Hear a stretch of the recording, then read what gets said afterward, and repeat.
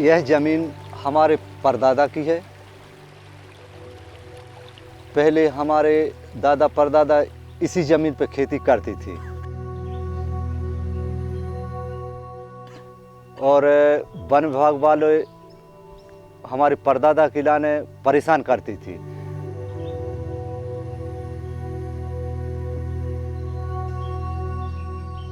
उनने कहा कि पैसा ले ले या सारी चीज़ें ले ले, इतना ले ले। हमारा नहीं, हमारे को कुछ नहीं चाहिए। हमको तो पट्टा चाहिए, पट्टा अधिकार चाहिए। पेट की लड़ाई है अपनी।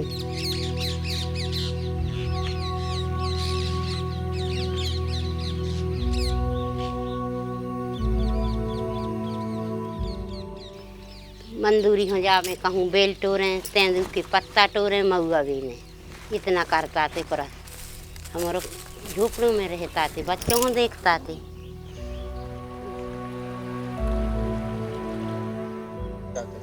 पहले थोड़ी सी खेती घर पे करते थे और बाकी पलायन करते थे बाहर। अरे महाराष्ट्र है, गुजरात है, ऐसे निकल जाते थे।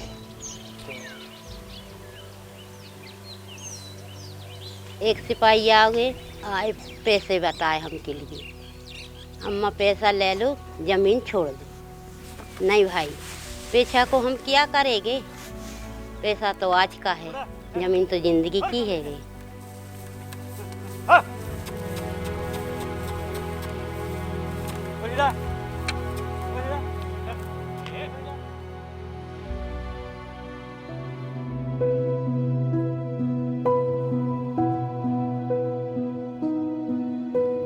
उन लोगों के साथ में जब हम लोगों ने जो गांव की एकता ग्राम विकास इकाई है उसकी मीटिंग की, उसके माध्यम से उन लोगों को जागरूक किया। जागरूक करने के पास 2007 में ग्वालियर से दिल्ली के लिए 25,000 लोग जब पदयात्रा में गए तो वहाँ से लोग 15 परिवार के लोग उस पदयात्रा में शामिल हुए। और 1 जनवरी 2008 से जैसे ही वनाधिकार कानून लागू हुआ तो लोगों में एक आत्मविश्वास जागा और लोगों ने अपने दावा फार्म भरे। 2009 में उन लोगों को वनाधिकार पत्र प्राप्त हुआ।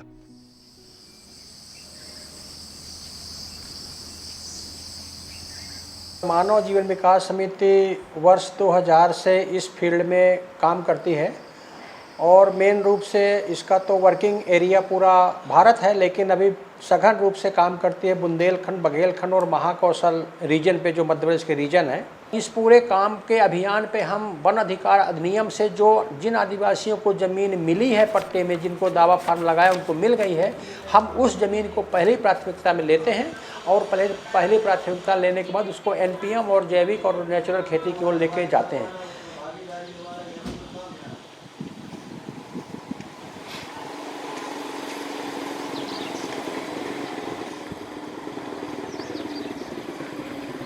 जय जगह सबको। तो उसी तरीके से गैर कीटनाशी प्रबंधन का मतलब ये है कि उसमें आप यूरिया क्रीम और डीएपी डाल सकते हैं, लेकिन उसमें जो छिड़काव वाली रासायनिक दवाइयाँ हैं उनको खेती में नहीं डालना। मानव जीवन विकास समिति का काम यही है कि मानव जीवन आधारित उनकी आजीविका को सुनिश्चित करने के लिए कृषि आधारित, गैर कृषि आधारित लोगों की आजीविका खड़ी हो गाँव में। तो इसी उद्देश्य को लेकर के मानव जीवन विकास समिति काम कर रही है। और मानव जीवन विकास समिति जो वनाधिकार पत्र लोगों को प्राप्त हुए हैं उस पर पौधरोपण का काम, भूमि संरक्षण का काम, जल संरक्षण का काम, पौधरोपण इत्यादि काम है मानव जीवन विकास समिति के माध्यम से करवा रहे हैं। और बीज बैंक और जैविक दवाइयाँ, भूनाडे, बर्मी बेड, बर्मी खाद, तो इस प्रकार से जैविक खेती की ओर लोगों को प्रेरित कर रहे हैं। हम लोग यहाँ किसानों के बीच काम करते हैं एनपीएम को लेके। और हमारे यहाँ जो किसान हैं तो वो जैविक कृषि कर रहे हैं, एनपीएम कृषि कर रहे हैं और दवाइयाँ और खाद बना रहे हैं। कनेर पत्ती है ये, मेथी है, ये नीम पत्ती, ये गेंदा पत्ती है और ये तुलसी पत्ती है, ये अदरक है, ये लहसुन है, ये गौमूत्र है।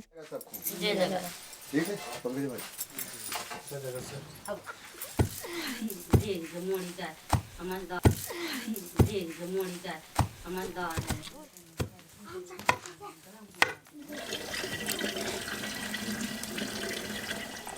ये दवाई हमारी 24 घंटे में तैयार हो जाती है, तो फिर उसको दूसरे दिन छान के बोतल या किसी डिब्बे में हम लोग रख लेते हैं। और जब हमारी फसल में छिड़काव करने का समय आता है, जैसे इल्ली हमारे जैसे चना हुआ या मसूर हुआ, तो उसमें जैसे कोई सी फसल है तो जिसमें कीट लग रहा है तो हम लोग उसका यूज करते हैं। और पहले भी कीट आने के पहले भी हम लोग इसका यूज कर लेते हैं, क्योंकि कीट आने के पहले इसका यूज किया जाता है तो हमारे फसल में कीट आने की संभावना नहीं होती है।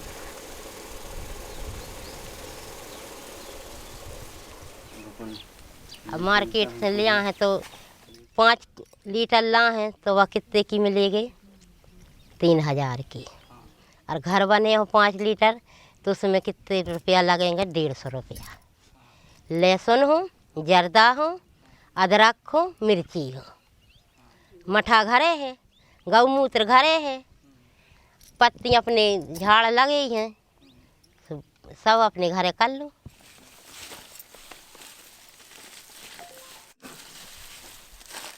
हमारा गंजीवा अमृत खाद बन रहा है, इसे हम लड्डू खाद बोलते हैं। छुट्टी हो जाए तो ये इसमें जो सामग्री ऐड करते हैं, 10 किलो गोबर में 500 ग्राम गुड़ मिलाते हैं इसमें, और 500 ग्राम मिलाते हैं बेसन। यदि बेसन की व्यवस्था नहीं होती है तो हम लोग ये दाल वाला जो दाल का चूरा होता है ना, बनाने समय ये निकलता है, तो उसको हम इसमें ऐड कर लेते हैं। को लड्डू खाद बना के, लड्डू जैसे बना के इसको हम लोग छायादार स्थान पे सूखने के लिए रखते हैं। तो छायादार स्थान पे जब सूखने के लिए रखते हैं तो ये 7 से 10 दिन में हमारा खाद तैयार हो जाता है, सूख जाता है लड्डू खाद। फिर इसको हम इसको पीस करके, बारीक करके कि हमारे फसल में यूज करते हैं। बुवाई के समय हम इसको, जब हमारे खेत में नमी होती है तब हम इसको उसमें मिला देते हैं मिट्टी में। इसमें हम ये कर रहे थे कि DAP डाल रहे थे, पौधा के काजे तगड़ा हो जाए। जैविक खाद में क्या था? इससे फायदा होता है।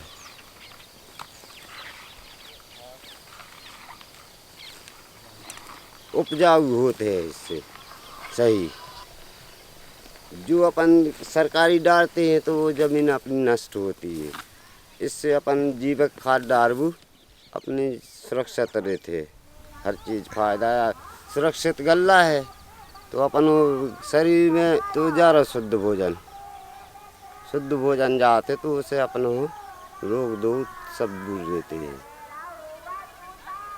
लेकिन जो यूरिया ग्रीमो DAP वाली जमीन में दरंगा खुल गई, उनमें तुम पैर से भी दाबो तो वो न दब है, इतनी कड़क जमीन हो, है ना। हाँ, तो रासायनिक दवाइयों से, खादों से जमीन बंजर हो रही है, कड़क हो रही, पत्थर जैसी हो रही है। और एक बार अपन गोबर का खाद उसमें डाल दो तो 3 साल तक गोबर का खाद चलत है। 3 साल तक आप उसमें खाद वगैरह कुछ नहीं डालो तो आपकी पज गेहूँ की त्यों निकल है। तो हमें धीरे धीरे उस जमीन को जैविक खेती की ओर, परंपरागत खेती की ओर मुड़ना है, गाय गोबर आधारित खेती करना है।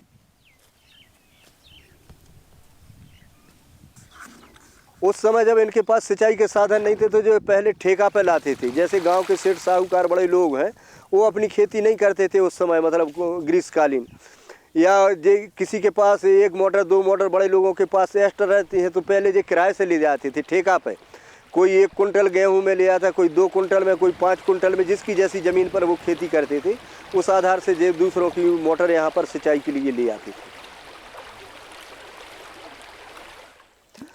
यहाँ पर मानव जीवन विकास समिति के माध्यम से यहाँ पर 5-5 लोगों के 5 समूह बनाए गए। उनके बीच में सिंचाई के लिए मोटर पंप दिए गए, 60 पाइप दिए गए, मोटर दी गई और स्टार्टर दिया गया, फुटबॉल दी गई। उससे ये अपनी ज़मीन की सिंचाई करें, क्योंकि यहाँ पर पास में नदी है, उस नदी के पानी को ला करके अपने खेत में सिंचाई करें। वर्तमान समय में ये ग्रीष्मकालीन ऋतु में यहाँ पर उड़द बोए हैं तो ये सिंचाई उसी के माध्यम से चल रही है। जो लोग फसल उत्पादन करते हैं, जैसे धनिया हो गया है, मिर्ची हो गई, और यहाँ पर मूंग है, या तुअर है, गेहूँ है, इसकी खरीद हम लोग करते हैं।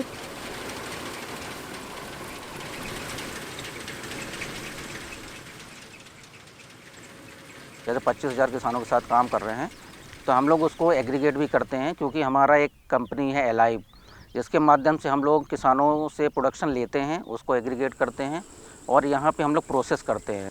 N+3F के सपोर्ट से हमको जो मार्केट है इसी प्रक्रिया को आगे बढ़ाने के लिए, जैसे ग्राइंडिंग के लिए मशीन दी गई है, मसाले ग्राइंडिंग के लिए, और ये ग्रेडर दिया गया है ताकि हम लोग उसको जो अनाज है उसको ग्रेडिंग कर सकें, आसानी से साफ़ सफाई कर सकें। और पैकेजिंग मटेरियल, पैकेजिंग मशीन दी है, हार्मेटिक बैग्स ताकि बीज और जो हमारा एग्रीगेशन रहता है वो ख़राब नहीं हो।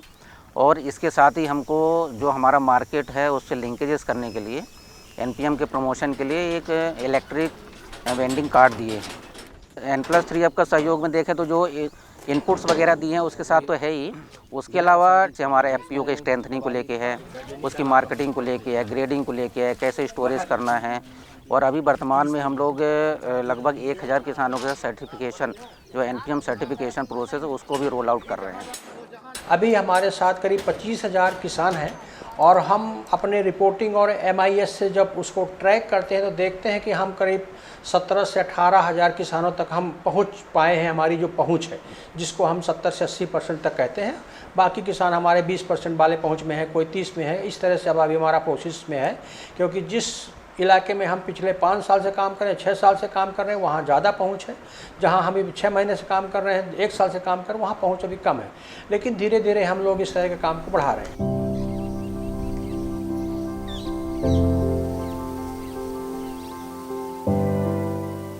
मानव जीवन विकास समिति द्वारा खावे पीवे 10-25 कुंटल गेहूँ उगाऊँ लगे। और पहले तो हमारे बेल टोरते, बेल टोर के बेचते, मगुआ बीनते, मगुआ बेचते, ऐसा कुछ जुगाड़ कराते रहते। और 2-4 महीना हो, 4 महीना हो, बाहर भी पलायन कर भी निकल जाते। जो संसाधन उन्नत दाए हैं, सो आज कोई मजूरी बाहर हो नहीं, याद मजूरी पलायन कर भी नहीं जा रहा हो आज की स्थिति में।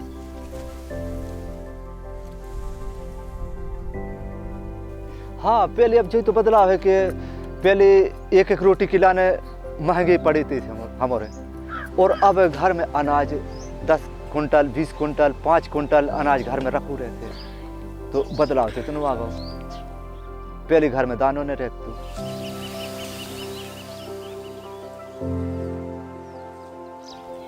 जी तो सुविधा का मंजूरी छूट गई। अपने वही खेती हो का कूड़ रहा है, तो उससे अपन लाभ हो रहा है, सो किसी की मंजूरी हो नहीं जा पा रहा है।